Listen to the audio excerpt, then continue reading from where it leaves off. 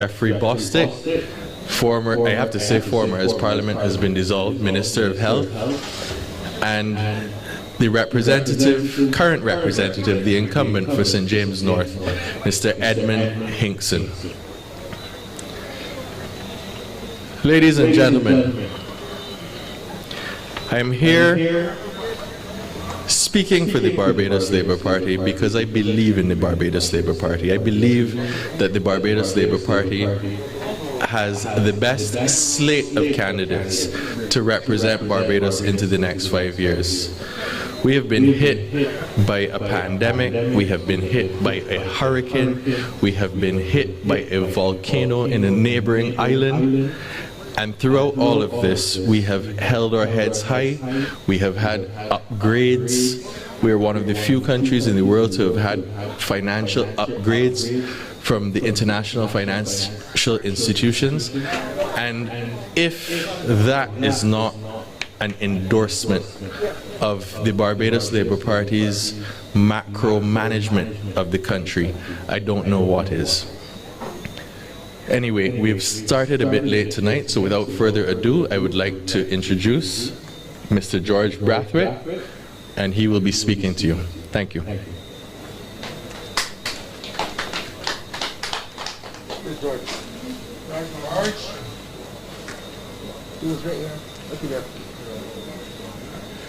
Here he is.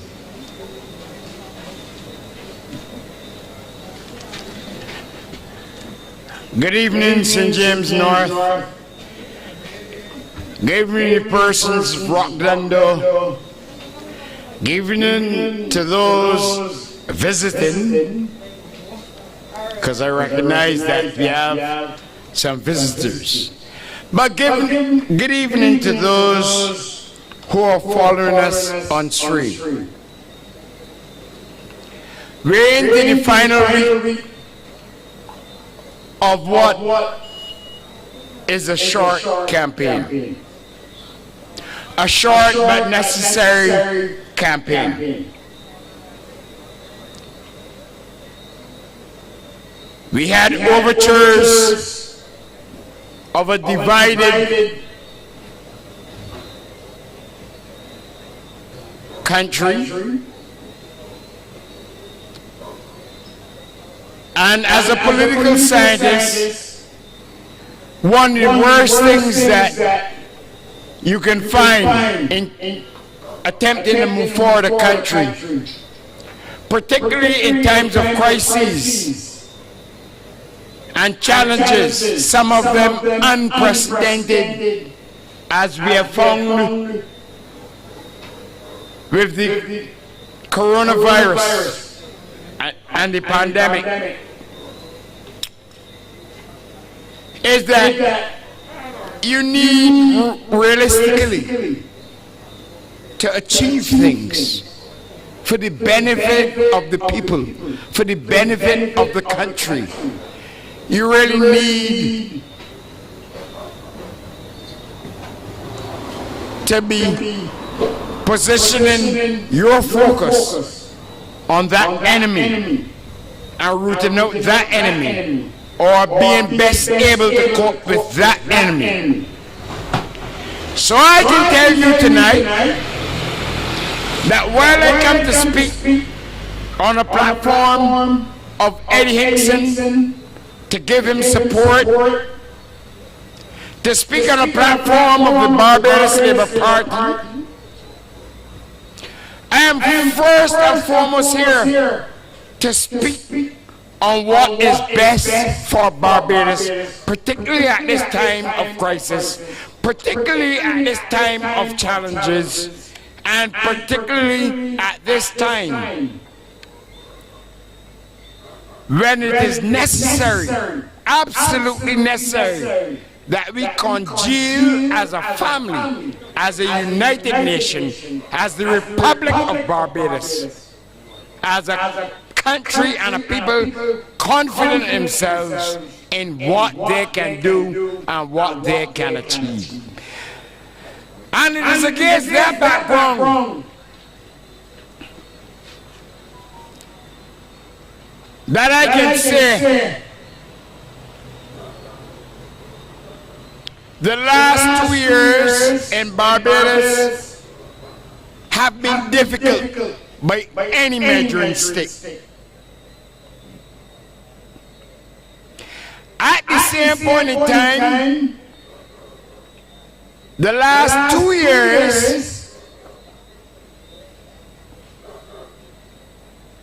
we have been bracing ourselves and fortifying ourselves with the type of confidence that was being exuded by the government of the day.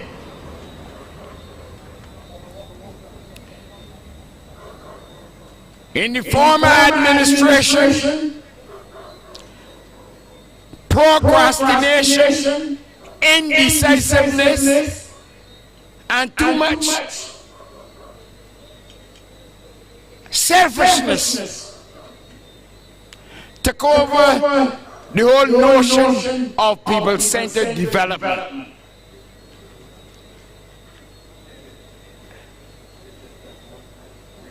Indeed, you spoke in 2018, giving the Barbados Labour Party an overwhelming mandate to govern this country, to demonstrate the type of governance that can move us from just getting by or just surviving,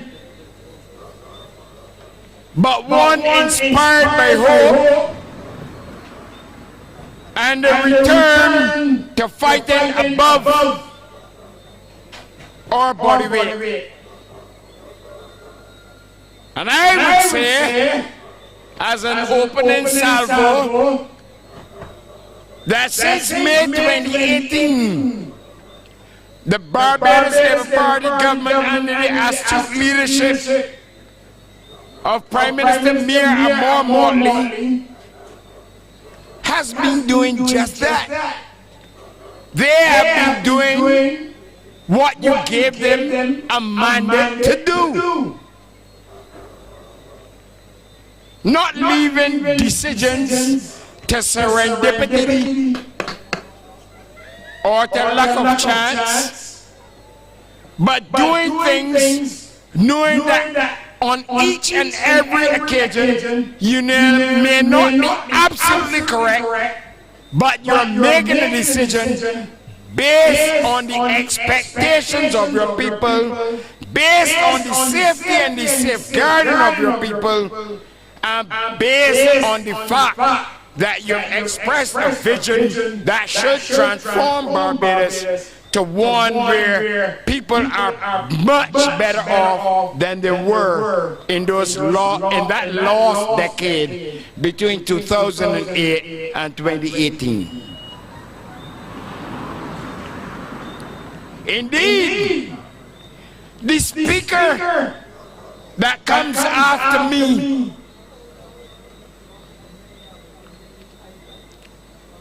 I'll never forget his mantra. I'll never forget the dedication and the commitment that he has placed in recognizing that people matter. And for him, fighting a coronavirus that came on its first day on March 17th, 2020, it was about no retreat, no surrender. And that echoes still in my brain as I speak to you here tonight. There can be no retreat, no surrender.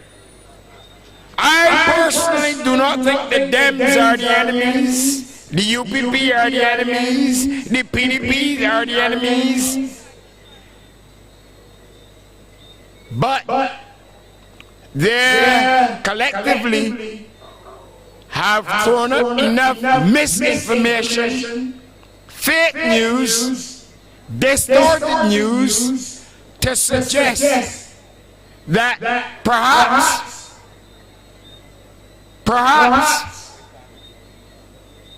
it is necessary to treat them in the context of this general election as the enemy. I say that on the background of where we came from in 2018. A treasury totally depleted. A Barbados dollar on the verge of collapse. Public services that were traditionally dispensed to people all across this constituency and constituencies across Barbados not being able to be performed.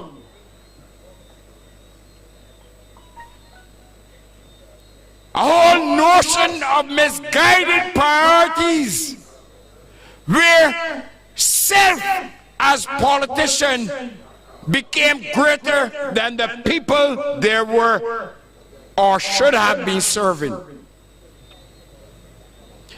And I'm putting this in this frame so that you understand I'm not coming with highfalutin language. I am coming speaking to you, linking the day-to-day travails of the ordinary man and woman that live in constituencies such as St. James North with the realities of the day, the realities that also impacted the government of the day, what it could do with what it had, what were the possibilities, what were the alternatives, particularly as you face an unprecedented series of events spilling over from a coronavirus, COVID-19. So my first hat's off tonight. I know I'm here to speak on behalf of your representative who has done a marvelous and wonderful and fantastic job. But my first hat's off would be to the speaker that follows me.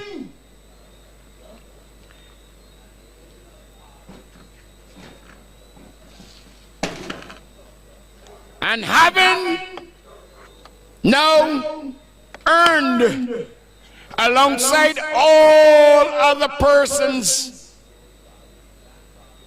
in the health sector, we recognize that there is a certain satisfaction in terms of safety in Barbados, safety of well-being.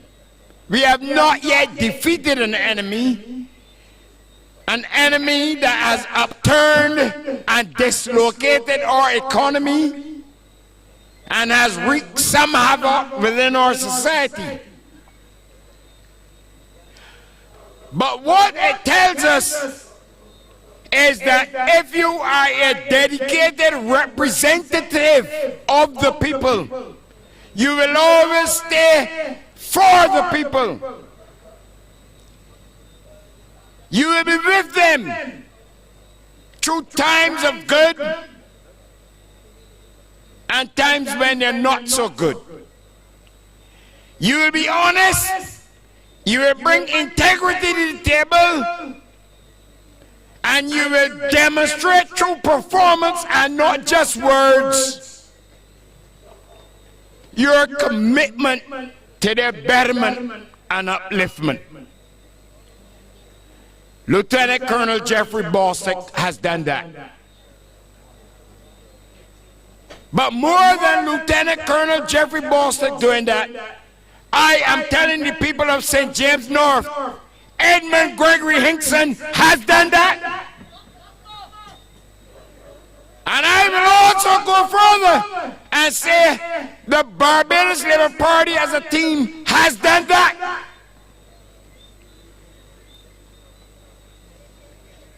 But one need not rest on laurels. One need not rest on well wishes.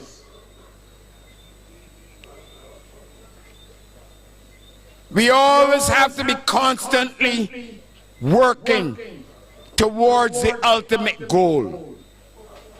So the ultimate goal in the context now specific to this election is defeating those who would have sown seeds of divisiveness,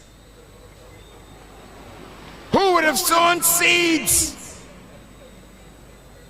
of loss of hope, and those who would attempt to trample on the confidence being exhibited by this government in facing all challenges, facing them and fixing them.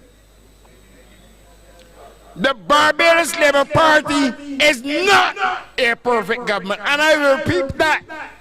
For those who like to hear it, I will say it. For those who don't like to hear it, I'm still going to say it. The Barbados Labour Party is not a perfect government.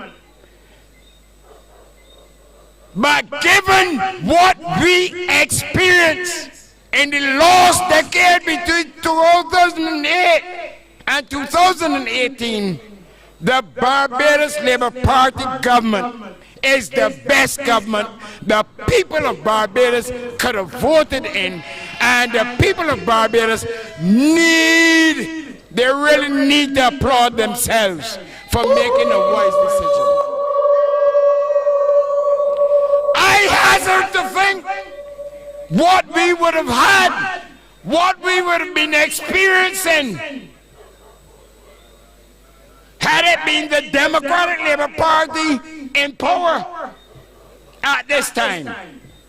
A party that could not deliver to you buses for your transportation to add to the productivity in the country. A party that could not buy one single truck to collect your garbage, and were therefore adding to the hazards that you face in terms of public health.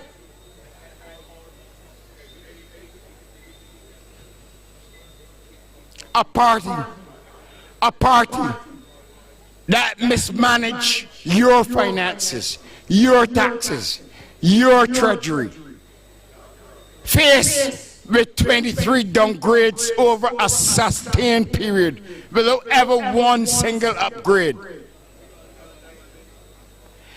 And if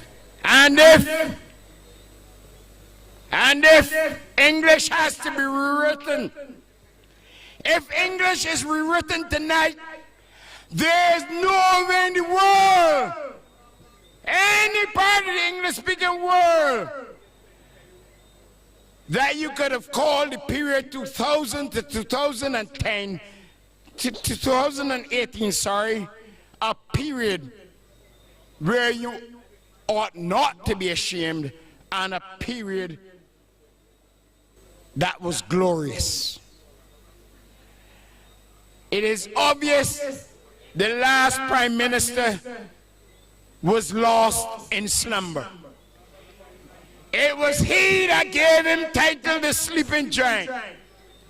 And in being a sleeping giant, he showed his slothfulness and his procrastination in this country. He would not make a timely decision, whether it was dealing with teachers, dealing with workers in various sectors. He would not make a decision regarding whether you should go to the IMF and get loans at 2% or below. But time languished, and they were forced to go on the international markets to borrow at 13%. It does not make sense. It does not match the practicality and the realities of the day. And if you thought that the constant and prolonged borrowing of money and printing money from the central bank would have sustained such endeavor, we were quickly fooled, because we recognize that roads in Dundo and in this constituency could not have been done. They could not have been repaired. Infrastructure became dilapidated. I almost said S was running on the south coast, but I prefer to say sewage than S. Because if I say S, you all might add the letters, and I prefer to keep it to sewage. And in all that time, the reputation of my Barbados, my country, where I am supposed to be a firm craftsman of my faith, it was going down the drain. Locally, regionally, and internationally. Lo and behold, we had elections in 2018. And there was a mission-critical agenda for which Edmund Hinkson, Jeffrey Bostick, and the entire Barbados Labour Party team was a part of. Prior to that, they were rubbing shoulders with the people of Barbados, getting on the ground, understanding what it wants, the wishes and the expectations of the people. We put those things in a manifesto of promises. We decided to prioritize because we recognize the absence of prioritization in the former government. And we set out to work. And has been demonstrated.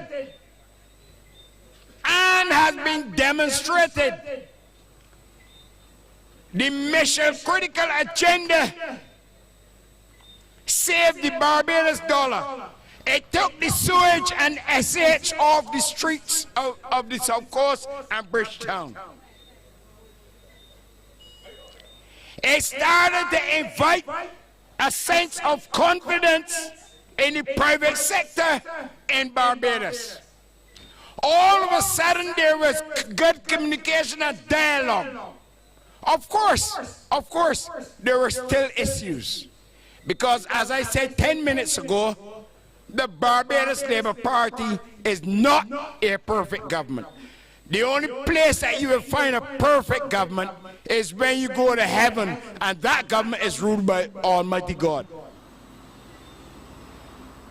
But what the Barbados Labour Party government under the astute and caring leadership of Mayor Motley was doing was putting at the apex of every consideration the people of Barbados. Not the politicians of Barbados, not the politicians of her party. They were putting at the apex of every decision the people. Because it's the people that matters. And the people don't just matter for elections. So that is why you also saw that under the Barbados Labour Party, there was a greater sense of transparency and accountability, particularly in terms of town hall meetings, ensuring that GIS was putting out information.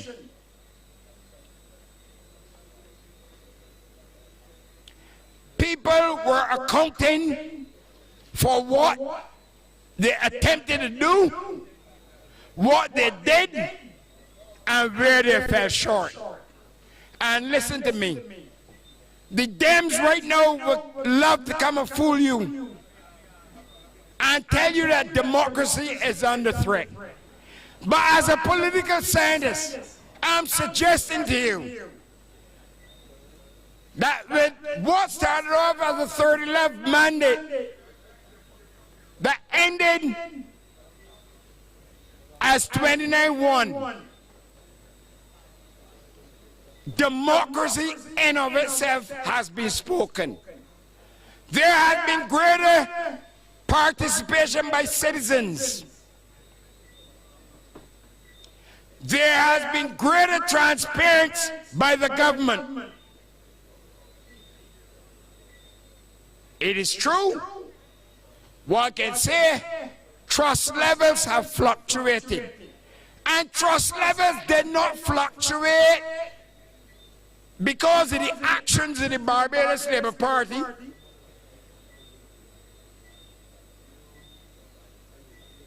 The fluctuation in trust really and truly occurred based on what had occurred in the last decade and the fact that somewhere in the United States of America is a Barbadian citizen that served in public office that ought to have had the interests of the people first and foremost, but he is serving time for undermining the very sanctity that we had,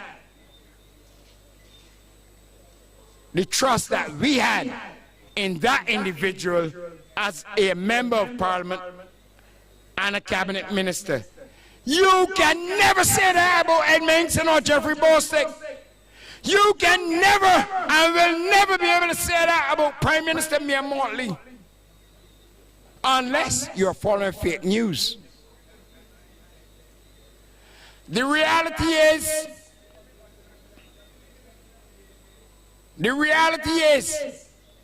that when we consider the pangs of the poor, the people who are homeless, the people who are wondering where they will get the next meal to eat from, we recognize that even in making tough and hard decisions, Prime Minister Mia Motley still had a very caring heart and was empathetic to the needs of the people and balancing that against what is the need of the entire country. And hence you saw a set of pragmatism. Yes, Mia Motley kept it real. Yes, I want to help shopkeepers. Yes, I want to help the various businesses. But yes, we are impacted by a global pandemic.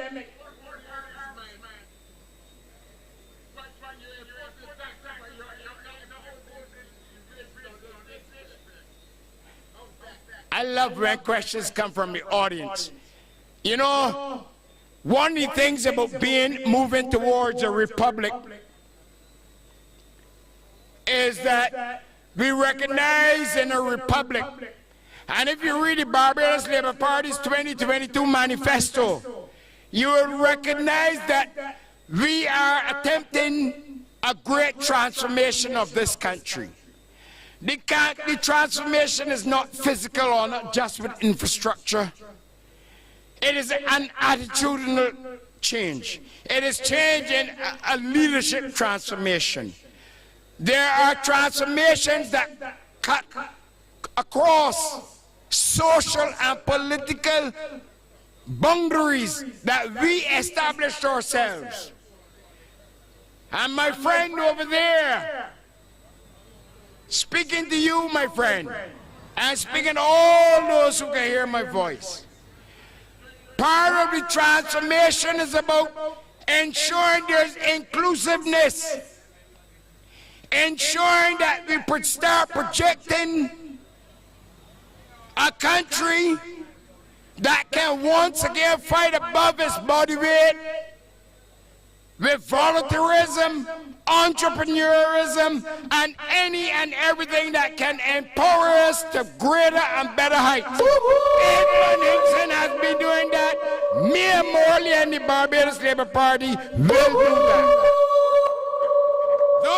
are commitments that the Barbados Labour Party have attempted, have been doing, and those are the things that are projected in our manifesto that will carry us to the next level by 2027.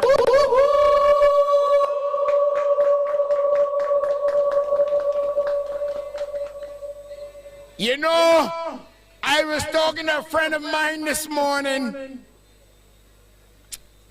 and he was asking me why I think there are some persons in Barbados, particularly those who listen to oppositional voices, tend to become a bit recalcitrant, or want to resist, or want to buck the flow of things.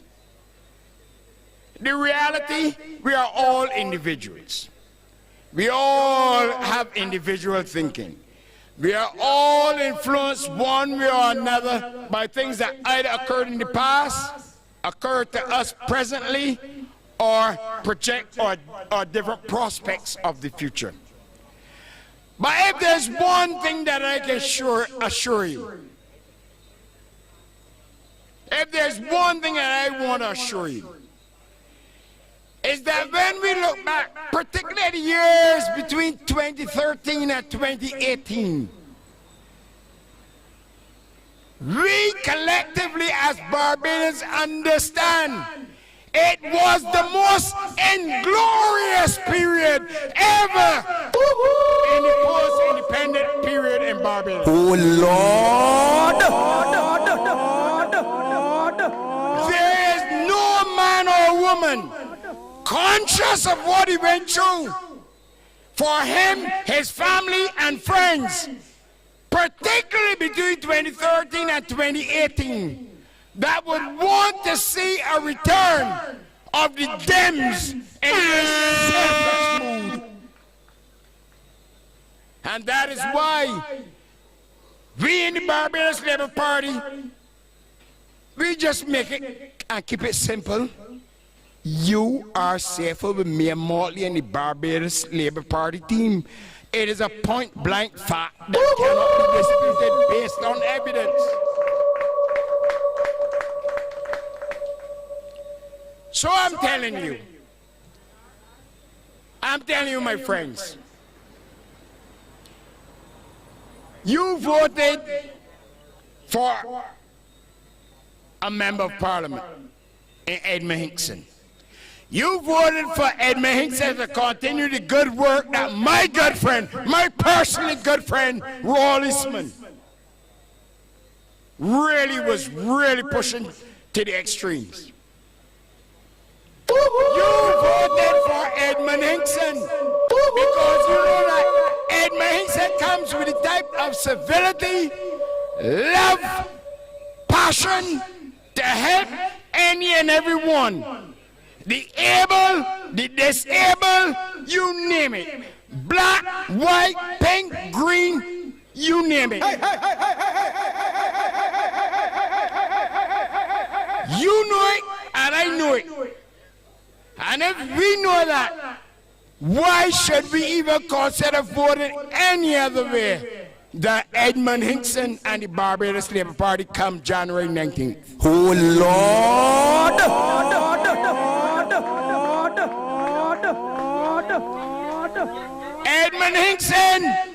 Edmund Hinkson has extended a long right arm of charity.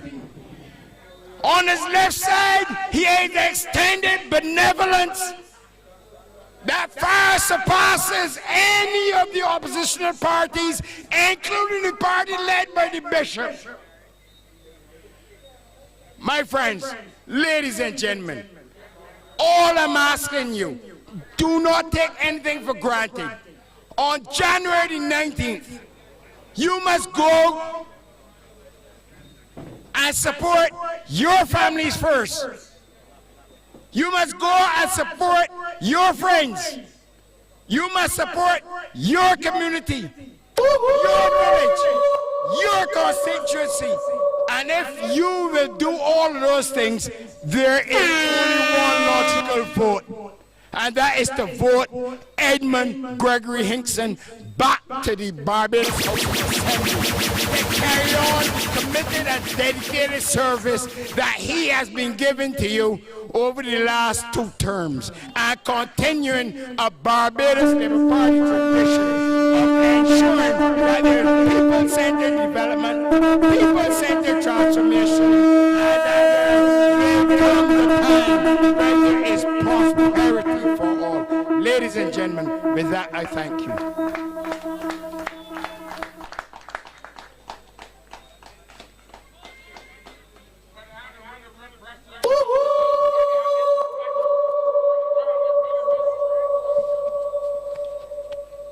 Dr. Brathwaite, thank you very much for that spirited presentation. And I must say, listening to it, not one word of that was incorrect. Every single word, the substance of that presentation just now was absolutely spot on. Barbados is way safer with the Barbados Labour Party. That inglorious period that we just went through, that inglorious period, the Democratic Labour Party has saw it fit to bring back some of the same candidates, some of the same representatives who led us down that path that we were on, that path of despair. They can't really be serious.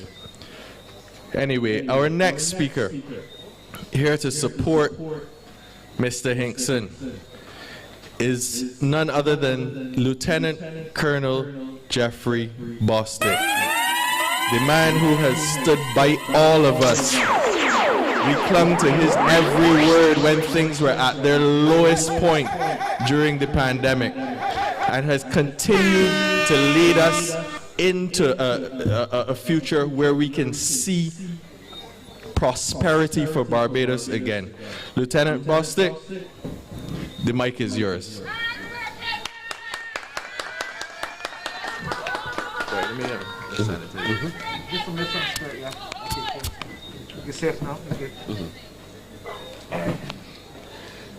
Good evening, ladies and gentlemen. I am very happy to be here this evening to give some support to a very good friend of mine in Edmund Hinkson, but also to make the case as to why the Barbados Labour Party should be returned to office and why Edmund should be returned to Parliament as the parliamentary representative for this constituency. The truth is, Barbados is at a serious balancing point at this time, and I will explain that quickly.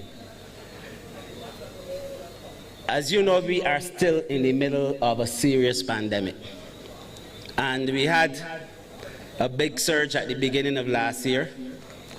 That's the one that involved and included the prison. That's the one that really knocked me back, because when the numbers started to come out, Lord knows I didn't know what was happening. Then we had another one, which was Delta. We still have some Delta here, and when you thought that you were getting over it, another fella in your system. And the truth is, we don't know what else is coming after this. So we still have to fight the pandemic. But the other side of the coin is that we cannot afford to let this pandemic kill our way of life. And we have to get back to some sort of living, the economic activity, because there's a lot of fallout other than the pandemic. You see, with the pandemic, even within the hospitals, people with NCDs and so forth, because you're spending so much time and so much resources fighting the pandemic, some of the other things are not getting the kind of attention that they should get. Also, people, children, this is a serious, serious matter with the children in schools and not going to school. This is a significant problem that will come to haunt us in 2, 3, 4, 5, 6, 7 years' time if we don't try to do something about it. Children not being able to go to school and interact with each other, it's just a mental health problem bigger than I think the country really recognizes, and this is a worldwide problem now. So that's the balance. Fighting the pandemic and trying to get the country back up and running again. And that is why this is an important part of the history of our country. But I want to speak, and I'm going to say a few things about Mayor Motley. I don't normally do that, but I'm doing that tonight, and I'll tell you why. I want to speak a few things about the Barbados Labour Party and why the party should be back in office, and also then come to Edmund Hinkson. Now, I am not going to spend any time at all dealing with the last administration, because the people of Barbados dealt with them 3.5 years ago and gave us a mandate. We went to the country and we said, this is what we would do if you gave us a chance. And the people of Barbados gave us the chance. And I am here to report this evening that we have made good use of the chance. And I will tell you in a few minutes. But I want to talk about Mayor Motley. Why? Because leadership, they say leadership matters, and that is true. But I'm saying that leadership matters even more now in dealing with the balance that I just told you about. The pandemic, getting the country back on its feet and running again. I had the opportunity for the last 3.5 years, and especially the last 2 years, to work closely with Mayor Motley. Now, the role that I have been playing in this pandemic as Minister of Health and Wellness, to be honest with you, everything that I did in the military, all of my training overseas at the academy, everything from disasters in Antigua, Montserrat, wherever I went, I was prepared. Although I still wasn't prepared for really this big when this was a monster. But when I saw Mayor Motley operating with this pandemic, and I can tell you, share a few things with you. I had to say to the Prime Minister, I will go to war with you anytime, man. You're a general. Because she was ahead of the game. At every turn, she was ahead of the game. From the construction of Harrison Point to the lab. When I said to her, she asked me how many test kits you want. I said, we can do it 100,000. She said, no, make it 300. When it came to vaccines, no, so and so and so and so. And why? Because she had this vision that this is going to be a worldwide dogfight, and that we would not have access to a lot of things. And so we had to stockpile. She even gave us money to buy medication for the pharmacies for 6 months to make sure that we did not run out of medication. And at every turn, and I know sometimes a lot of people were telling me, you need to sleep, you need to sleep. But when you're working and you see the boss working as hard as she was working at the time, we spent hours, sometimes 4 o'clock, 5 o'clock on the phone, trying to deal with situations. And I have to give her stripes, man. Mayor Amor Motley is an extraordinary leader. She's not extraordinarily perfect, but she's perfectly extraordinary, if you understand what I'm telling you. So for me, the person that I would rather have at this time to get this balance right going forward, of all the political leaders who are in this race, this election, is Mayor Amor Motley. Now, the Barbados Labour Party, I really believe that at this time in our political history and our political development, don't mind all the motorcades and the partying and the, not even all the posters and all of this and that. At the end of the day, the people of Barbados should ask of any government, whether it is the government that I'm part of or another party's government, at the end of your term of office, you come and show me what you have done that you promised me that you would have done when we elected you. That is the test. People can talk pretty, people can walk around, curse one another, all kind of things, but at the end of the day, let me see what you have done. And in this document I have, which is a manifesto on one side, and the other side is promises and performances. I am not going to go through all of these. You can get them, but I can tell you a few. The Barbados Labour Party in 3.5 years have done a significant amount of things in this country outside of COVID, even with COVID, outside of an IMF program, even within the program. What am I talking about? We have gone, people, don't forget, from piles and piles and tons of garbage on the streets and no trucks working. You have no trucks now, and we even distributing garbage bins to every house in Barbados. The roads look clean, yet nobody can deny it because you can see it for yourself. Sewage is no longer on the streets. That was one of the most disgraceful times that we've ever had in Barbados. First time ever.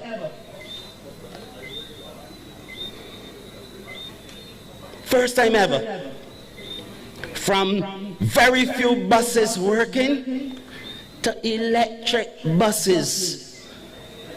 And people don't have to be at the bus stop. I used to pass and see school children at 6 and 7 o'clock waiting for the bus. We have a decent bus service that we are even going to make better. Water was a problem. It is not 100% fit. But the people in St. Andrew and St. Joseph and St. John, St. Thomas, for the most part, have water running through the taps. A lot of money have been spent to try to get things work. There's still work to be done. Endless roads in Barbados have been repaired or fixed in this period of time.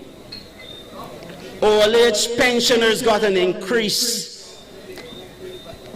Those working in the public service got a 5% increase, the first in about 10 years. People were able to go back to university free. The reverse tax credit that was stopped under the last administration was returned and increased to $1,300. Trust loans to small little business people who wanted some cash to start up that they couldn't get in the bank. They were given these trust loans, $5,000 and $10,000. The Queen Elizabeth Hospital, for the first time in years, got about $25 million to change out a lot of the old equipment at the hospital. The 24-hour polyclinic was started at Winston Scott.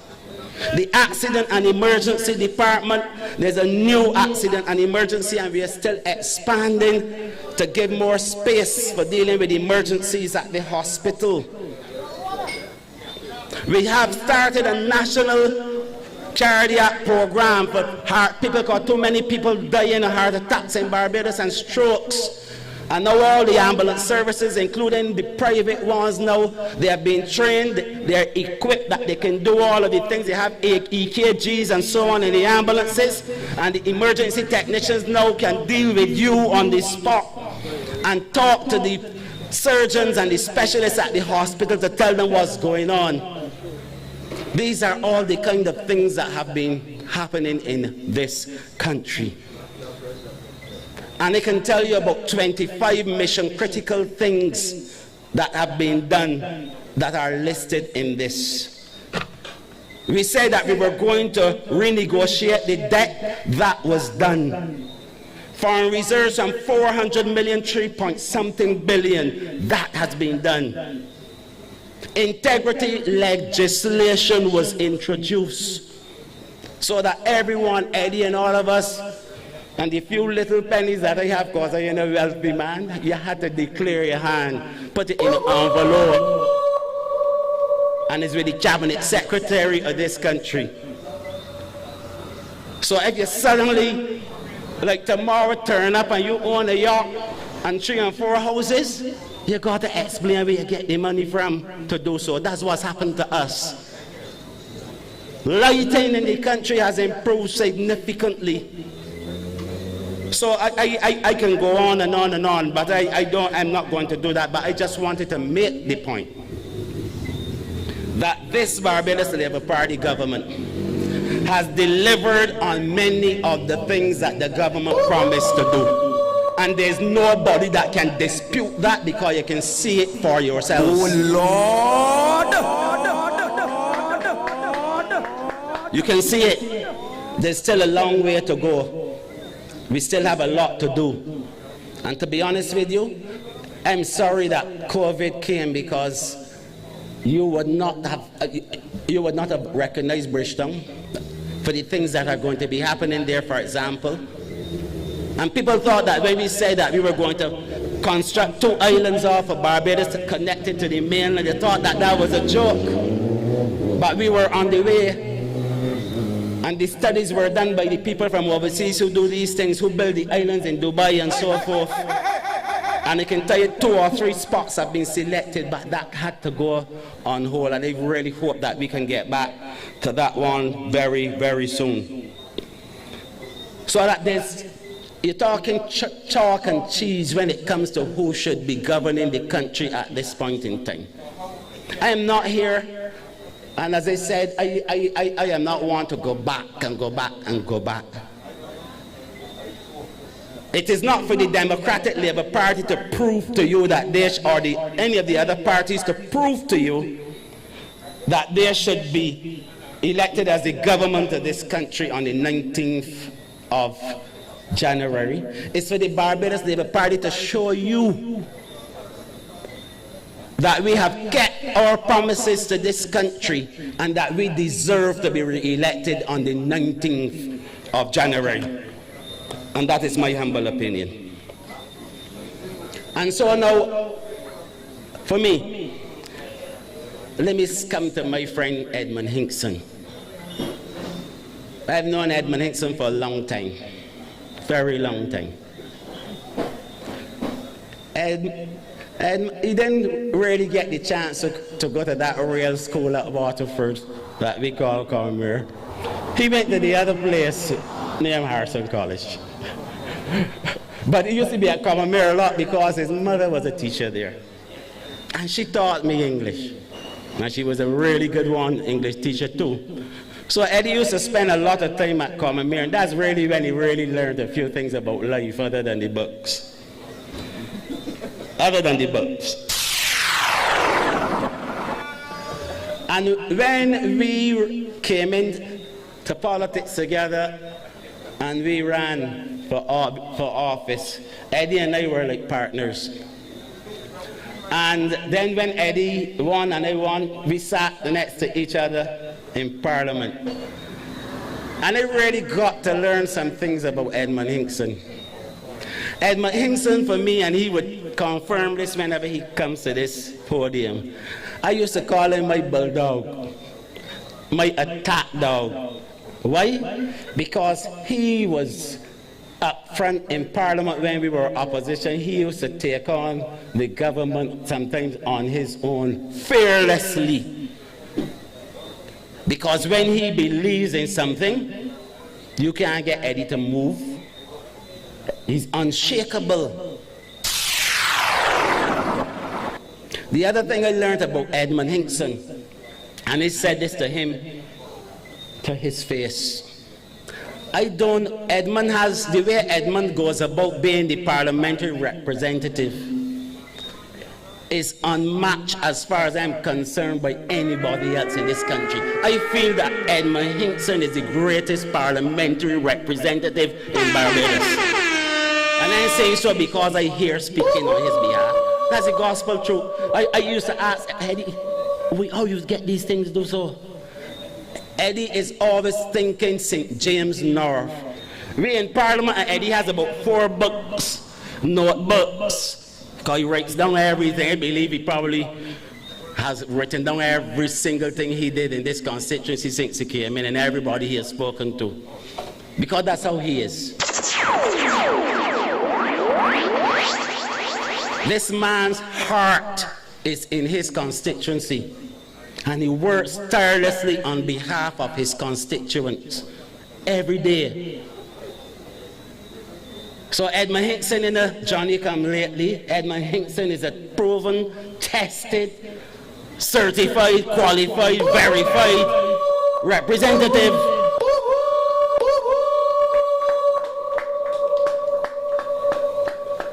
And that's the gospel truth. The other side of Eddie that I saw, and even in cabinet, Eddie is not afraid to speak his mind, even if it is against what others think.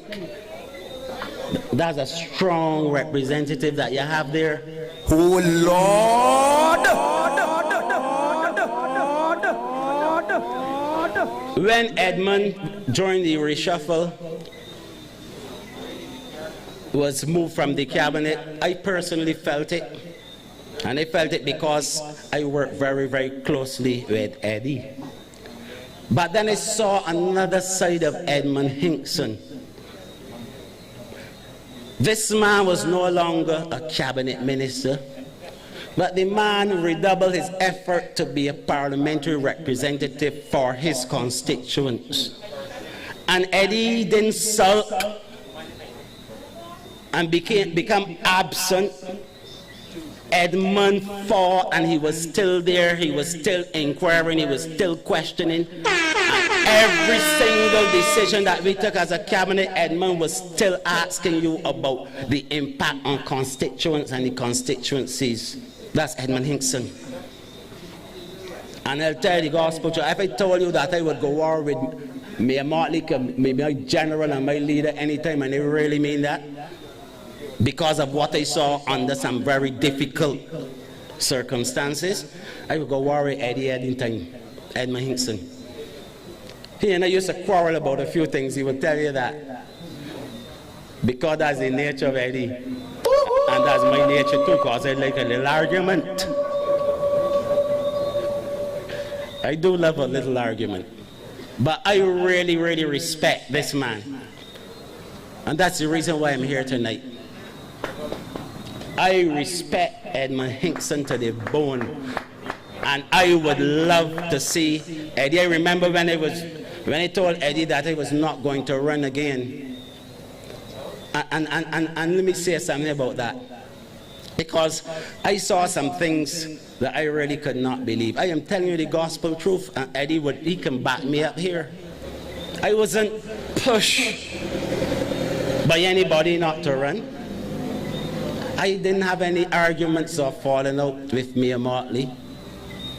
When I was asked to come and run for the Barbados Labour Party, I did so for one reason and one reason only, because I wasn't a politician. I don't even consider myself really a true politician up to now.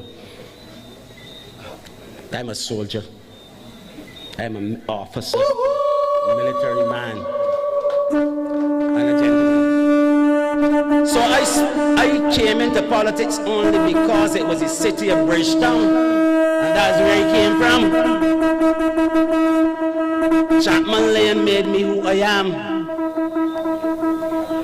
and that is why I decided to run for office. And when I made the decision and I discussed it with Dame Billy Miller, because I had spent 26 plus years in the BDF and my age at the time, I decided that I will do about 15 years. And why? Because there's life after all of this, man. Honestly, I miss my friends and my family and lining by the shops and doing things that I accustomed doing. And I didn't want, I'm 61 now. Another 5 years, that's 66.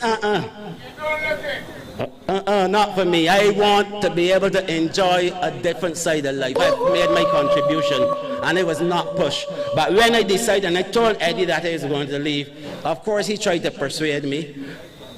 And then when he realized I was definitely going to go, he wanted to go too. I said, Eddie, not you, Eddie, you got to stay. You have to stay because you still have some service to give. And this man is an outstanding representative. And so all I could do is to ask the kind and good people of St. James North to re-elect Edmund Hinkson on the 19th of January as the parliamentary representative for this constituency. Not because I like him or anything of the sort, but because he worked hard, he has proven himself, and he deserves to be re-elected. Eddie, I wish you all the best on the 19th, my friend. Ladies and gentlemen, thank you and good night.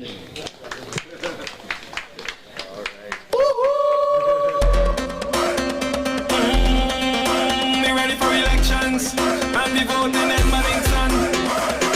Elections when we reach at the poll. By Edmund Hinkson we placing VX. Let me go, let me go. Edmund Hinkson we voting in the best. When we reach by the poll. By Edmund Hinkson we placing VX. Let me go, let me go. Edmund Hinkson we voting in the best.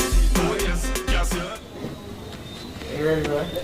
Lieutenant Colonel Bostic, thank you very much again for your contribution to Barbados and for your words tonight. Ladies and gentlemen, what Lieutenant Colonel Bostic said is absolutely true. Eddie Hinkson cares about his community. He cares about his people. I would never forget the first time I heard that he calls all of his constituents for their birthdays. I couldn't believe it. I hear people clapping in the background from all the way down the road because they know it's true. He cares about you. As he said, when he lost the ministry, he came into Parliament and he had a list of things that he was trying to get done for all of you. He cares, and he will continue to care, and he will continue to represent you. It is very important that on the 19th of January that you all go out and vote. We know it is a pandemic. We know it will be difficult. We know the lines may be long, but it is worth it. It is worth it to have people who care about you representing this country.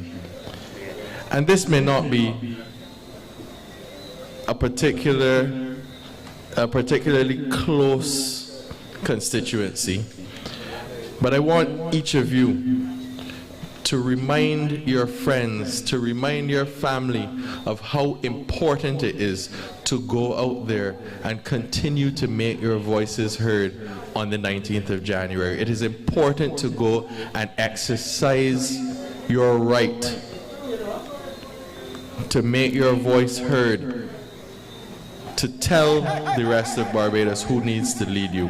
And the person to lead St. James North is Mr. Edmund Hinkson, and here he is. We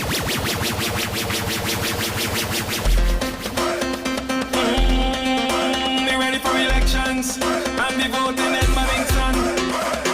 Elections when we reach at the poll. By Edmund Hinkson we placing VX. Let me go, let me go. Edmund Hinkson we voting in the best. When we reach by the poll. By Edmund Hinkson we placing VX. Let me go, let me go. Edmund Hinkson we voting in the best. Oh yes, yes yes. We voting Edmund Hinkson, yes. Oh yes, yes yes. We ready for it. Good night, the great people of Dundo, and the greater people are equally as great as people as in St. James North. And of course we're streaming this meeting tonight, so the people of Barbados are also watching. I first wish to thank Ryan Mosley, the chairman of this meeting. Ryan is an outstanding individual, a lawyer. This is the second campaign of mine he's been part of. Last elections he spoke in Upper Bakers near here. His dad and I, tremendously close friends, his grandfather, my father, we all born in the bosom of the Barbados Labour Party. And I thank him for agreeing so readily to come and share this meeting tonight. And the first speaker you would have heard, Dr. George Braffett, he spoke for me as well in the WIM. George knows me longer than most people know me because we went to primary school together from age 6. And, you know, it's always an honor to have George, a lifelong friend, speaking on my behalf. And the Most Honorable Lieutenant Colonel Jeffrey Bostic. It is a pleasure to have him here. Immediately as I asked Jeffrey if he would speak on my platform this election, he readily said yes, and you heard him speak towards me. I almost cried hearing Jeffrey speak because I know he means every word of what he said. He is an officer and a gentleman. I always say that I consider Jeffrey Bostic as the most disciplined individual I have ever come across in my life. I can tell you that. And as he said, we've known each other from the time we were teenagers. We are about the same age. He is a few months older than I am. Fantastic individual. I will miss him from Parliament, but I understand the reason why after 43 years of service to your country, you feel it is time to hang up the boots, literally and figuratively. Jeffrey is highly deserving of the second highest honor in this land, certainly the highest after National Hero. I had it coming to him, in fact, this year. After his retirement, it has come 1 year earlier, and he is highly deserving. When I, of course, heard that he was going to be made the most honorable, I felt great, as I'm sure, virtually everyone in Barbados did. He has, over the last 2 years, especially as Minister of Health, worked tirelessly to save this country's health and keep intact the health of the people of this nation. And the health of a nation is the wealth of a nation. And his stewardship as minister has been absolutely outstanding. He is, in my opinion, and I believe the opinion of the majority of Barbadians, the most impressive minister out of the Mia Motley administration. Regrettably, we didn't have a chance to pay tribute to him for it to go on the records of Parliament. Election has been called in the wisdom of the Prime Minister, who of course has that constitutional authority to call an election at any time.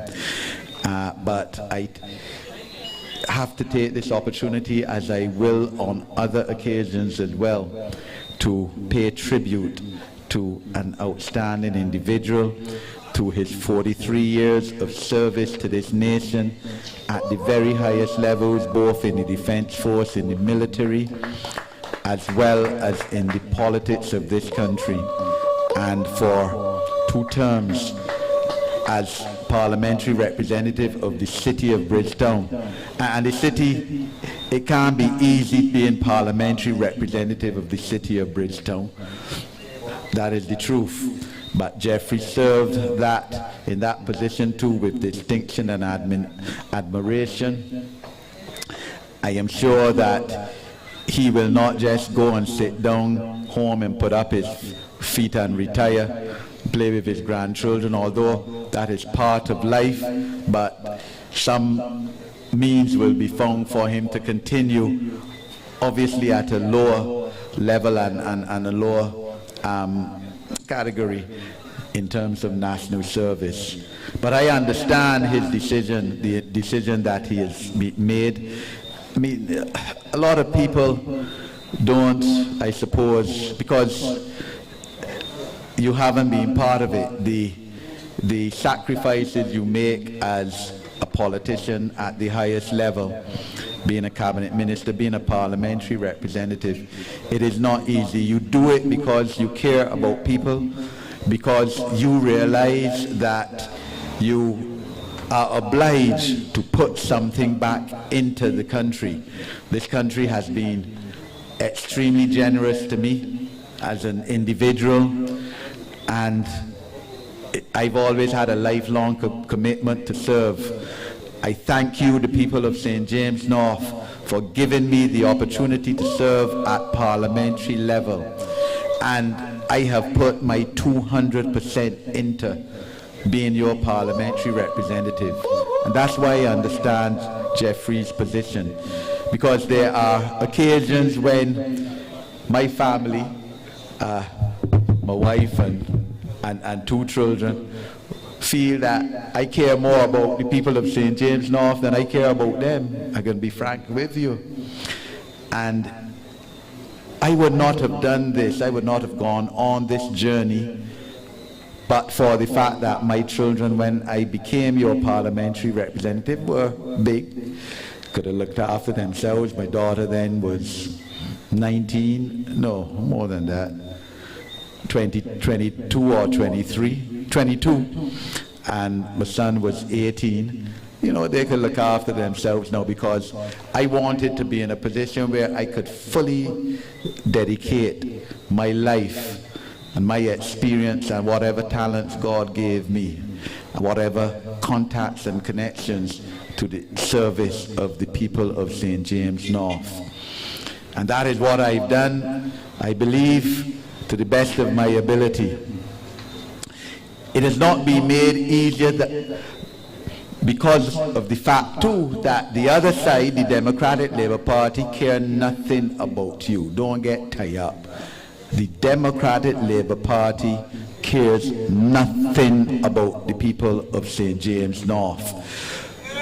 They have been totally absent from the landscape of this constituency for the 9 years I've been parliamentary representative.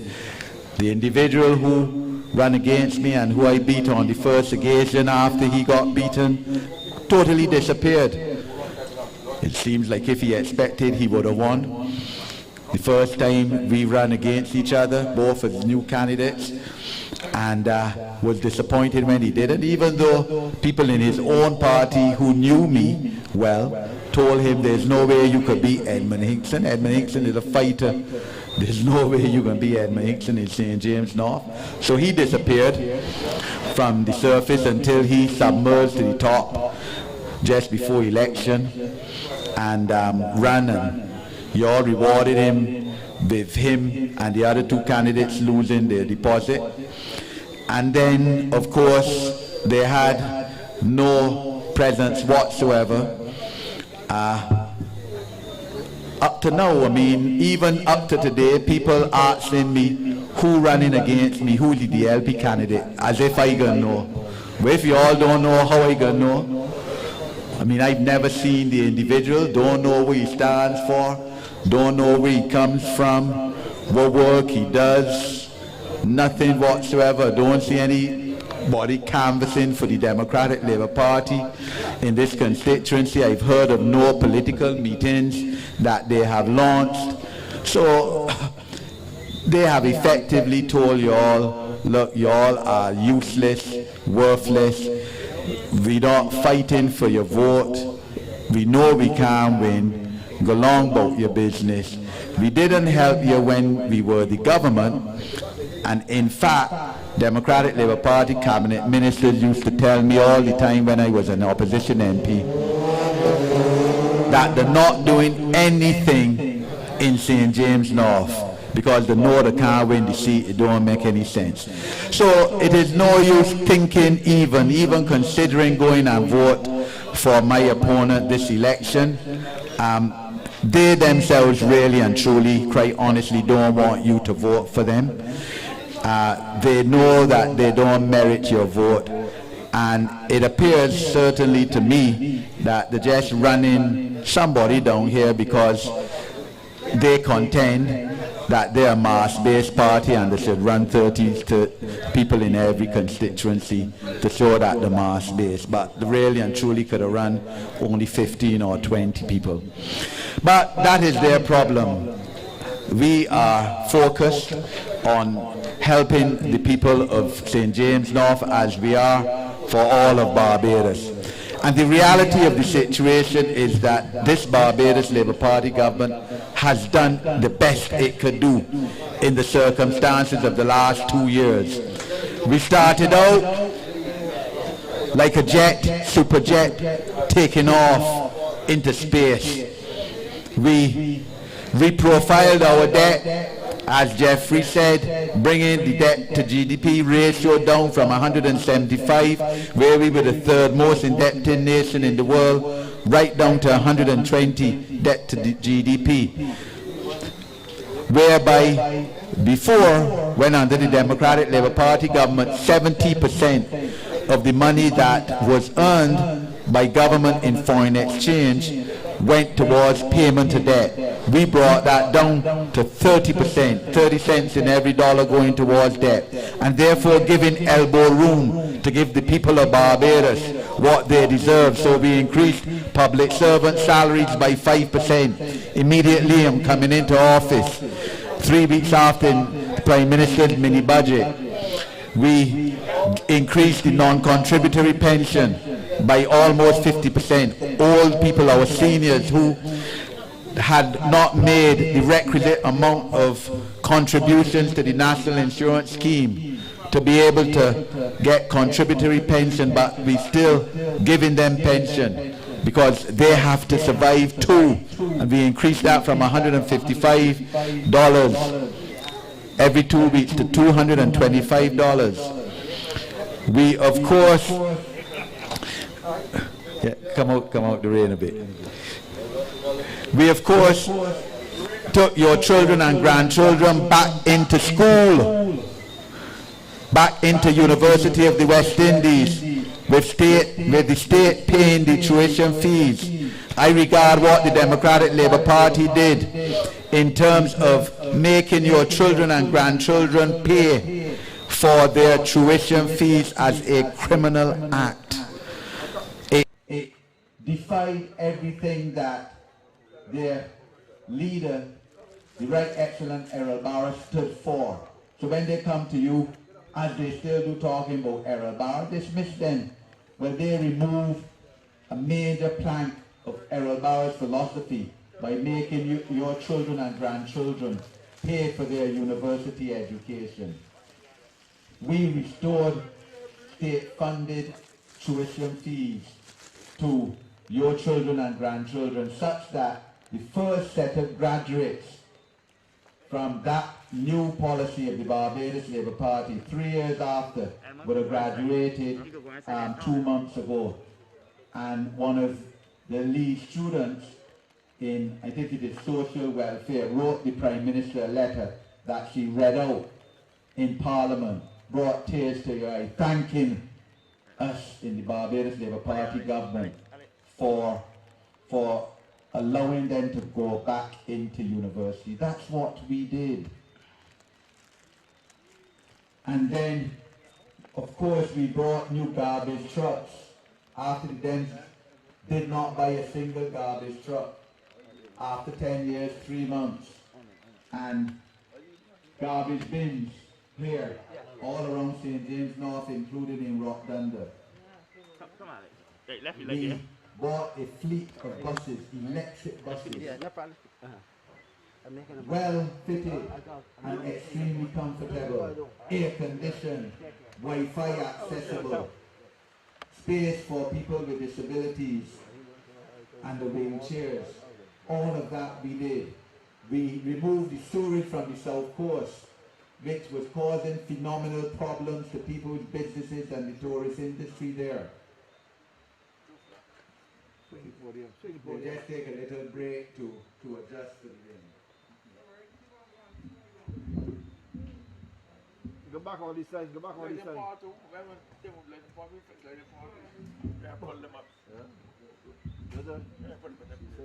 power, the water. Still in one apart? The channel will get better. Don't let it happen again. No, Rick.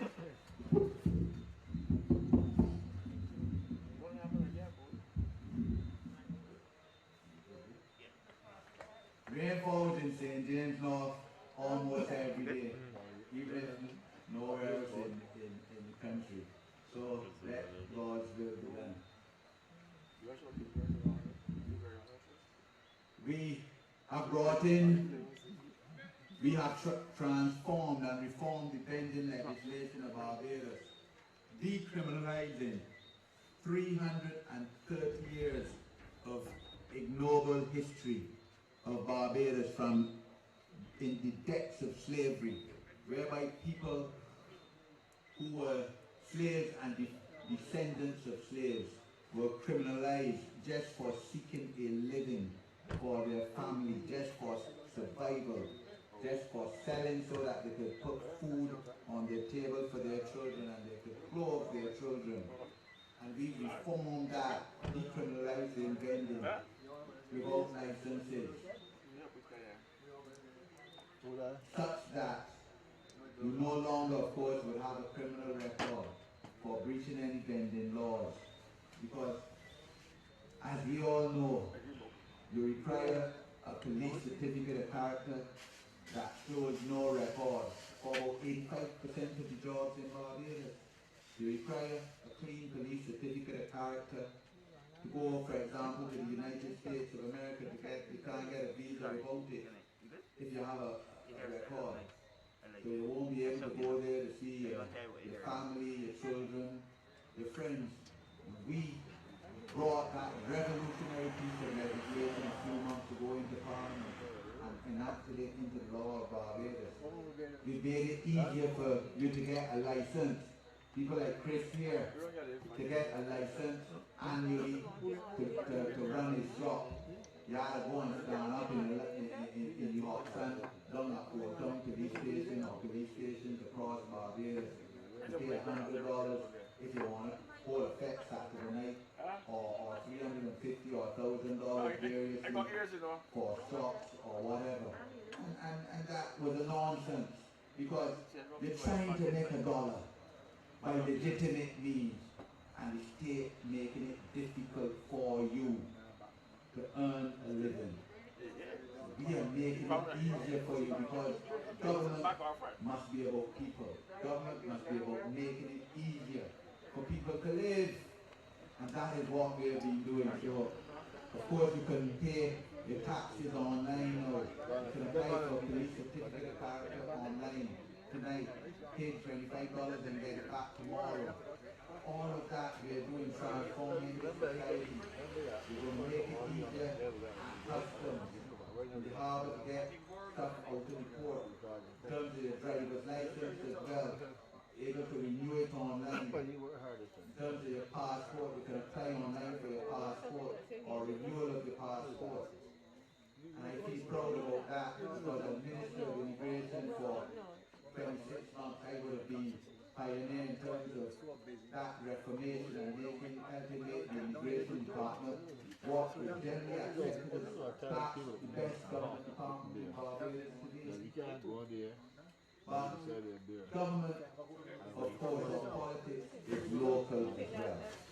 And of course, I have to speak about what I have done in St. James North. Well, of course, we've had a life on work skills program every other year since I became member of Parliament, whereby many young people between ages 17 and 35 have been able, through an 8 to 10 week course, to gain life and work skills, softer skills, which enables them to enter the world of adulthood and enter the world of work. Because let's face it, in many cases our educational system is outdated and it's recognized by the government. Hence we have a commission on educational reform, curriculum reform, out of the Ministry of Education.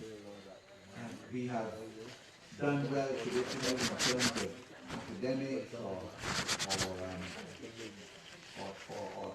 basic skills, even though we have very high percentage of people leaving school without certification, and we have to address that. So the program that I am patron of essentially is geared towards giving children critical thinking and problem solving ability and teamwork, and how to dress for an interview, not to go into an interview with your pants down and your pants showing, how to prepare for it, how to write a CV, how to interact with people at the workplace. customer service, all of that is what we did. We were to start a new co-op last September. We had about 60 people there ready to do it. But then, of course, COVID came along, increasing numbers, and we could not do it. And regrettably, we don't know when we will start. Hopefully, we will start as soon as these COVID numbers come down and Omicron disappears. We have a remedial literacy program for young children, primary school children. We had one up to August last year. And those programs are extremely well received. We have volunteers, teachers doing it, and parents are extremely grateful because again we have a problem in terms of literacy ability among too many of our primary school children. A politician or member of parliament can't do everything themselves. So I have joined alliances and associations all across this constituency, with the schools, with the churches, with the non-governmental organizations, with the community organizations, to help build capacity among the people of St. James North. The basic essential is that we've had to give tablets to many school children who have, for the better part of the last 2 years, had to do their schooling online. The Ministry of Education, of course, is incapable of providing tablets for all school children who don't have tablets. And we have filled in there and provided tablets for a lot of children in this constituency, walk directly through the schools. Don't put the. We have helped buttress the schools.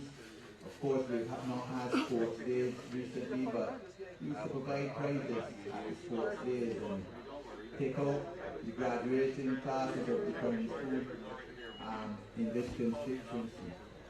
And because mental sick and tutoring children at this level is part of being, or what is being a parliamentary representative. Of course, we've always had, the most vulnerable in society, whether it is women with many children, single parent women with children that, who need help and assistance financially and otherwise, whether, it is fire victims, whether it is people with disabilities. My main policy area, one of my main policy areas, and I always try to ensure that the most vulnerable in this constituency are looked after to the best of my ability.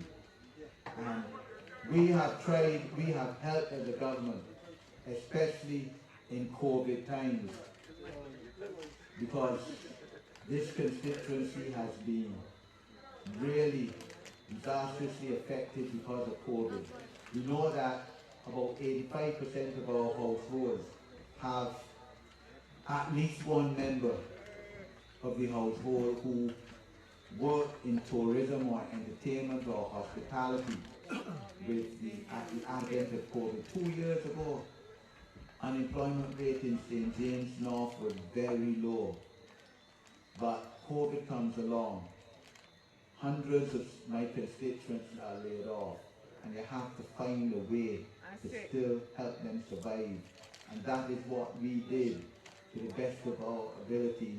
Many persons in this constituency have been touched in one way or another positively by my efforts, especially during the last 2 years, but not only during the last 2 years.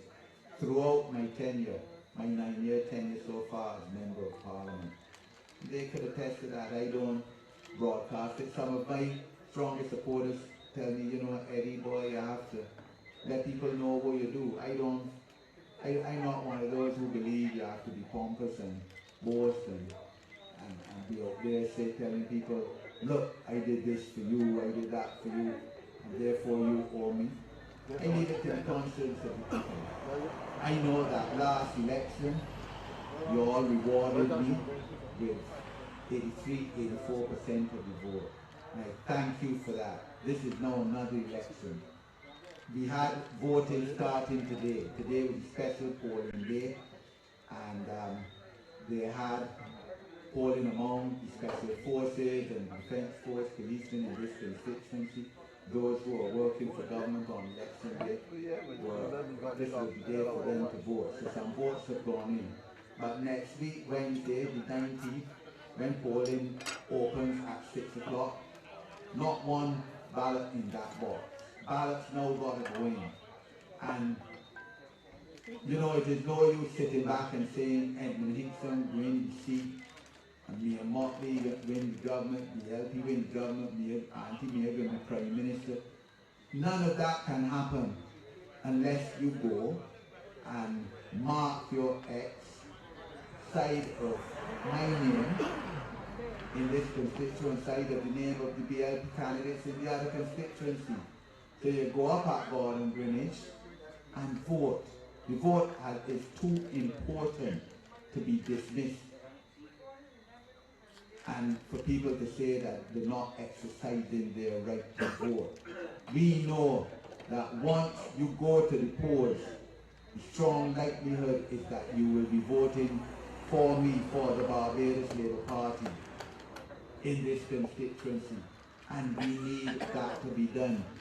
And depending on you for a vote, support is not good enough. So you hear people say, I supported you, or I supported the BLP, or I supported Mia. But unless you go out now to the polls at your polling district, your polling station, and you convert that support to an X on a ballot paper side of the name of the Barbados Labour Party candidate in that constituency, that support is useless. We have tremendous plans for you going forward. And look, yes, we've only had 3 years, 8 months, which is a lot less than 5 years. So no one could reasonably expect that we would have fulfilled our total mandate, what we had committed ourselves to do in a 3-year, 8-month term. So therefore, yes, it disturbs me tremendously that this road, right here, Dundo Road, has not been repaired. I'll be honest with you. All of us as members of Parliament were asked to submit one road in your constituency to be repaired. If it were one road, what road you would name? And we all gave those roads 3 months after the election. And my one road was Dundo. My one road to be repaired was Dundo Main Road. It is a fantastically terrible state, and it has a major through. But it has not been repaired yet. That is the truth. We know it. It is scheduled to be repaired, all right, as soon as possibly the funds can be found but the reality is that when we came into office, we found a study that was done in 2017 that said that the 70% of the roads in Barbados were in a state of disrepair and needed repairing. 70%, that's what we came and found. So all 70% of these roads that need repairing across the length and breadth of Barbados can't be repaired in one go. And they have to be scheduled. And we got some roads repaired in Upper Mount Stanfast. Of course, as you know, the highway 2A has been substantially renovated. Plans, of course, to repair the bottom highway because Black Rock to Port Town has been done. The next phase now is Port Town to Spike Town, which traverses the whole of St. James North on the coast. And it will be done. Drainage is being tackled. Still a lot more to be done, we know. But as we speak, over the last 2 weeks, works have been done in Sandhill to alleviate the drainage problem. Up there by Sobel Shop, coming down from Turtle Backwards, indeed coming down from St. Andrew and St. Thomas. And it's a continuum. COVID has set it back tremendously, as Jeffrey, as Minister of Health, told you tonight. We've had to spend billions of dollars on COVID in this country. Starting from constructing in a brand new hospital in St. Lucie, Harrison's Point, hallmark of the vision of Mayor Motley and the Barbados Labour Party cabinet and government. And that hospital was built in record time, also a hospital dedicated solely for persons with COVID, not having to mix up with other people in other hospitals. And that surely saved many lives in this country. Many, many lives of people getting dangerously ill. That's what we've done, a lot of money diverted to that. And we ask you to please continue to be patient with us as we try to resolve the challenges of this country, the infrastructural challenges which meet St. James North, roads in Ashton Hall, and Sweet Home Road in Roadview, Cemetery Road north and south, some in Sign Hill here, Sodom and Braffitts Road, all need repairing. Bears Road. And the 4 ministers of the public works that they've had in our term of office will tell you that surely that I harass them every few days to carry out road repairs. When are the roads in St. James North being repaired? When is the drainage problem, which is entrenched, going to be dealt with? Trench, 10 minutes of heavy rainfall and it's like a river. But these are not problems that are of recent vintage. A lot of these areas have been existing for 30 years. The roads in Ashton Hall, Reservoir Road, Graves Road haven't been fixed for 30 years. I'll tell you that. Trench has been a problem in terms of flooding for 60 years.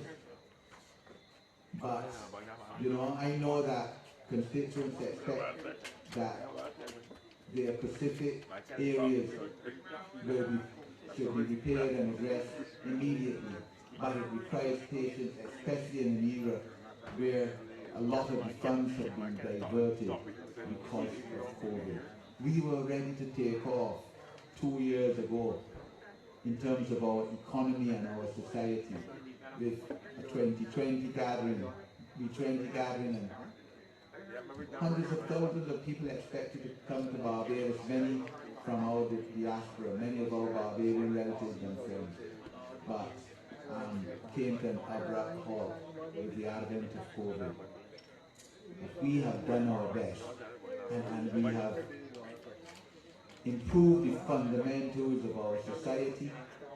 We brought in, as Jeffrey said, prevention of corruption legislation that has been proclaimed in September last year. So we now have legislation that could lock up people in high places to carry out corrupt practices. And this is very important because it can be that somebody from Dundo or Western locked up and brought before the court and fined or locked up because they steal 2 tins of sardines from a shop. But people in high places who are enriched by millions of dollars because of the positions that they held walk about scot-free. It can't be that way, and boast about it. So we also need to pass the Integrity in Public Life Act, and we would have passed that. That passed through the elected parliament. In other words, people like Jeffrey and I voted, and we passed that legislation, and when it reached the unelected parliament, the Senate opposition elements skimmed it and defeated it. Amazingly, I don't understand how that happened up to now, because it needed a 2/3 majority in the Senate because of the constitutional change. 14 votes. The Barbados Labour Party only has 11. 12 senators nominated by the Prime Minister, and out of those 12, the Speaker comes out, so the Speaker can't vote.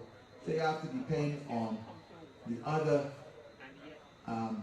persons who form a Senate to vote for a constitutional amendment. And opposition elements in the Senate defeat the bill. So we don't have integrity in public life, which, in my opinion, is a crying sin. I would have preferred to go into an election after the first term of the government member with that legislation in place. It isn't our fault. We brought it to Parliament in July 2020 and it failed because of an elected Parliament. We are scheduled and we commit in our manifesto to reform the housing landscape of Barbados. And we all know that housing is a major challenge among the constituents, not only in St. James North, where in fact we have no housing area, one of the few constituencies in Barbados which does not have a housing area, St. James North. But people all across Barbados require housing solutions. And we are committing to build 10,000 houses. We will give $3,000 to first-time homeowners on acquisition of their homes. This could go towards payment of legal fees or payment of the first 3 months of the mortgage or towards down payment and deposit on the purchase price. Because we need, yes, we realize the state has to intervene in this market and in this concept so that you can get a house once you have the financial resources to get it. Because this notion that 25 and 30,000 people have applications before national housing, I don't hear about applications has to go. Alright? But we recognize that and we will intervene in that. We are committed to reforming the welfare system because the welfare system of this country has been under tremendous pressure the last 2 years. Look, we've done well by you. We spent $12 million giving out care packages all across Barbados. About 90,000, I believe, were given out to households. People all across St. James North Dock, including people in Dundo.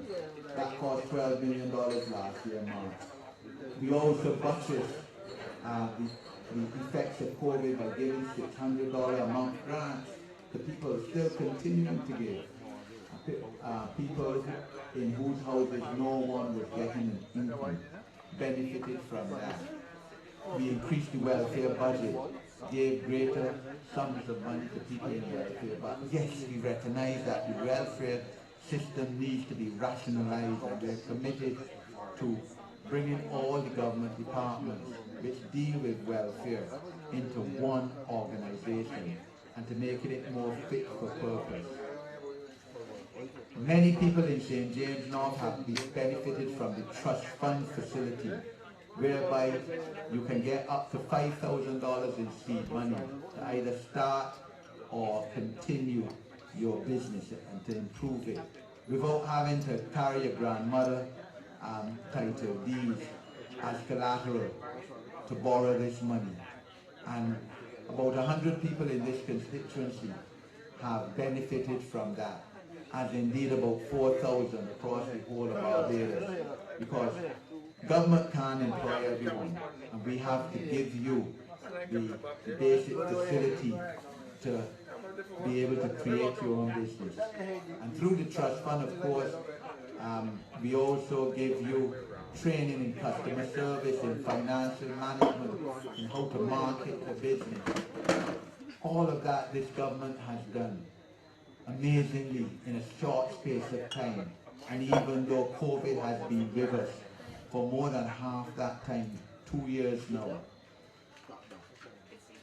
But in St. James North, if given the opportunity, as I said, we will certainly address the aspect of the need to repair many roads and to alleviate flooding in Trench and in other areas, and to continue the improvement of our resilience to hurricanes and to adverse weather conditions.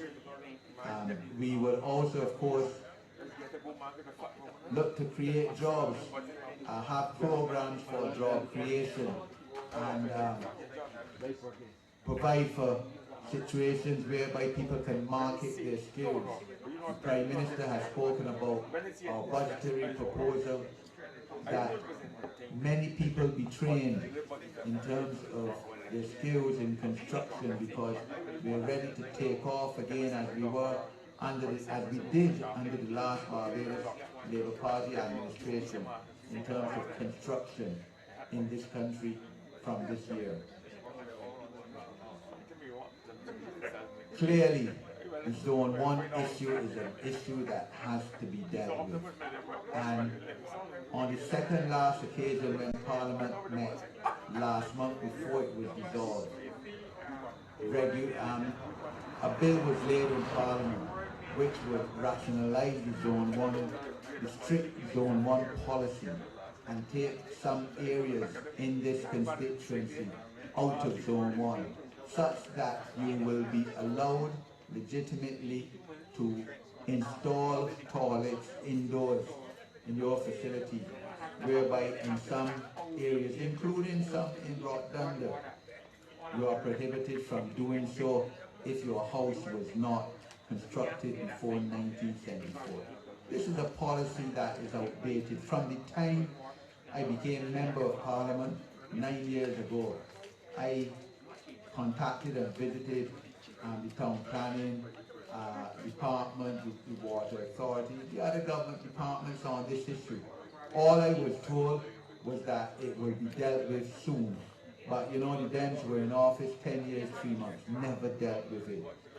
And we are dealing with it. The bill that was laid in Parliament 2 weeks before Parliament was dissolved has of course died on the dissolution of Parliament. But we have every intention of bringing it back early in the next parliamentary term, if you are so kind, the people of Barbados, to re-elect us as the government of this country. And it has to be dealt with because this is part of improving the lives of the people of our country. I will continue, of course, to do my best for the most vulnerable in this country, whether it's people with disabilities, whether it is instituted programs for single mothers, for single fathers, to improve their parenting skills, because you can't read about being a parent in a book. It comes by experience. And, you know, all help is convenient and necessary for people in understanding about children and what it takes to raise children. So, I hope and pray that you will find it fit to re-elect me as your representative after the next elections next Wednesday. I believe that our record, and my record in this constituency, the record of the Barbados Labour Party government in this country, is strong enough, beyond compare, for us to merit re-election, for me to merit re-election as your parliamentarian. As I said, the alternative really and truly seems bleak. I don't even think that the Democratic Labour Party government wants to win this seat or cares whatever about winning this seat. They'll just put a candidate up for sure, and they're not talking about electing any strong opposition through this seat. And this notion about voting for the Democratic Labour Party because you need a strong opposition. Let's first say, you know, they introduce their leader on political platforms and you don't hear them talking about the next Prime Minister of Barbados, like how obviously last election we used to introduce me as next Prime Minister of Barbados. So right now they're fighting among themselves who will be leader after next week, Wednesday, when they will no doubt put their present leader out to sea. Because the first thing is that the Democratic Labour Party don't really respect women, never have, and certainly don't know now. And if you doubted that, you will see about how they behaved in St. Lucie at their launch, when a female candidate totally insults not only the Prime Minister of Barbados, but all women, in my opinion, whether they have children or not. Oh Lord! Oh! Because a woman doesn't wake up a morning and get children. Many women who have children at in the 30s, some even in the early 40s for the first time, say, you're going to say that those women didn't have a caring character before they had children, but suddenly when they get a child at age 40, 42, they have a care. But that is abject nonsense. And quite frankly, the decent thing for the leader of the Democratic Labour Party who was on that platform to have done is cut that speaker, that candidate, and tell them get off the platform. You have now insulted all women in Barbados. Well, that is normal behavior for the Democratic Labour Party. And the apology can't be sincere because the individual believes it. Just made to apologize, to try for political expediency. And that is the Dems all the time. You'll remember last election, their behavior at their launch meeting by the stadium was quite frankly an embarrassment. I felt embarrassment as to see fellow citizens born and bred in this Barbados behaving that way and insulting a woman. But as I said, that's the Dems. They never had a female cabinet minister, never made any woman a cabinet minister until the last time they were in office, whereas we made so many women cabinet ministers before that, starting from Dame Dilly in 1976. They never had any, they had few female parliamentarians. They don't put up many. In fact, in this election, they only have 3. Where the Barbados Labour Party has 8 women running in across our constituencies, 30 constituencies. And even when the Democratic Labour Party puts women forward as candidates, in most cases, they put them in seats that they can't win.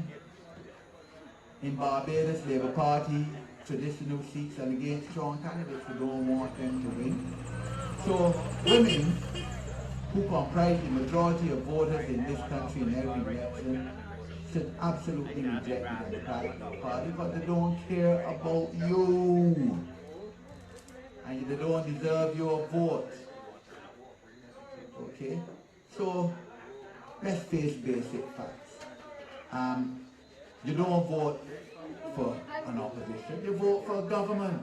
When you go into the ballot box, and you see 2 names here representing 2 parties, or in some constituencies more than 2, but the others are nuisance candidates. Let's face facts. In this constituency, it's only 2, and you vote for who could do the best for you going forward. You don't vote for somebody for opposition. Look at what happened, as I said, with an opposition with public, with integrity in public like that. And because of that, you don't have any integrity legislation in this country. So, I'm urging you, the people of St. James North, and the people of Barbados to go out in your numbers next week, Wednesday, and vote for Barbados Labour Party in St. James North, to vote for Edmund Hinkson. The issue is that we will protect you. I know that some people are fearful about going in to the polling station and COVID. Look, all COVID protocols will be in place. There will be social distancing, there will be hand sanitizing, the temperature can get taken. It might take a bit longer process than time than would normally happen, but this is for your safety, because we are about keeping Barbados safe. We are about keeping Barbados on course. And I'm proud to be your representative. I look forward to being given the opportunity to continue being your representative, about being an effective representative, about being the best representative that I can be. But I need your support and your vote for that to happen. And I have full confidence that just as how I have confidence in you, that you will continue to have confidence in me to serve you at the highest level in this country. I'm obliged to you.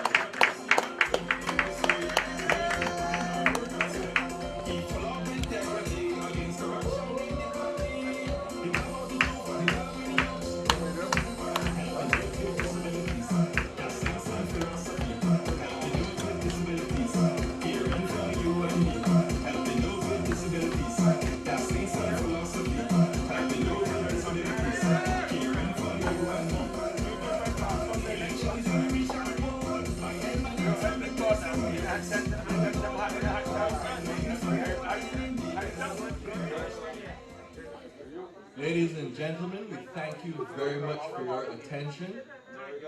And please remember, go out there January 19th, Edmund Hinkson, the Barbados Labour Party. We will lead Barbados into the future and continue the recovery that this current government has started. Thank you very much.